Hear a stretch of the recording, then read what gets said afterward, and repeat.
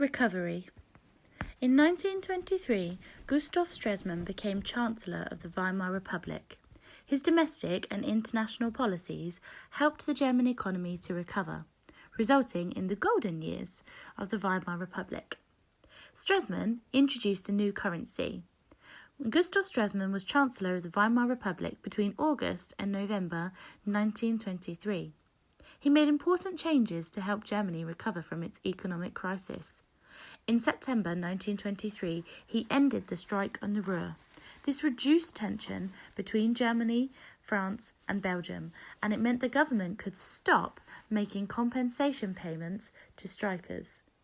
In November 1923, Stresemann replaced the German mark with the Mark to stabilise Germany's currency. Stresemann created the Great Coalition, a group of moderate, pro-democracy socialist parties in the Reichstag who agreed to work together. This allowed Parliament to make decisions more quickly. Stresemann wanted international cooperation. In November 1923, Stresemann became Foreign Minister. He tried to cooperate more with other countries and build better international relationships.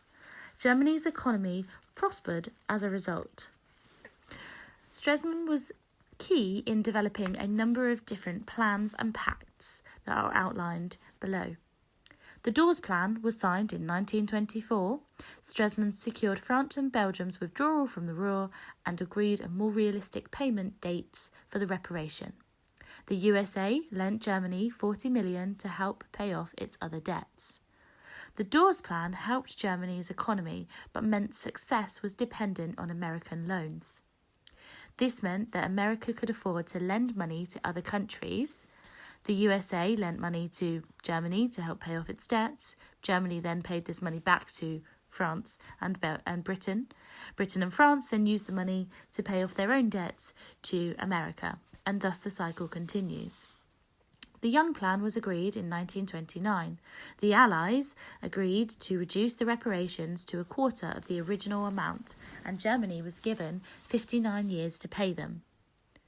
The Locarno Pact was signed in October 1925.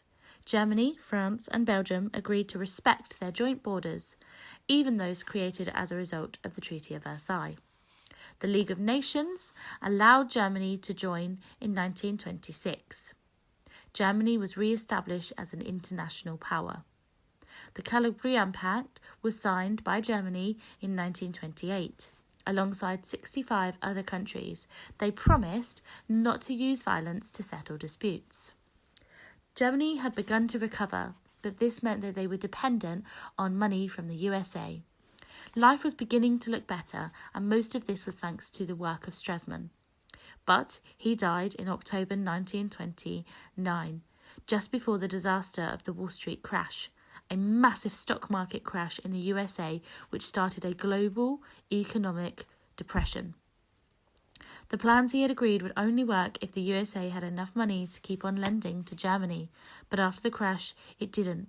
Suddenly, things were going to get a lot worse.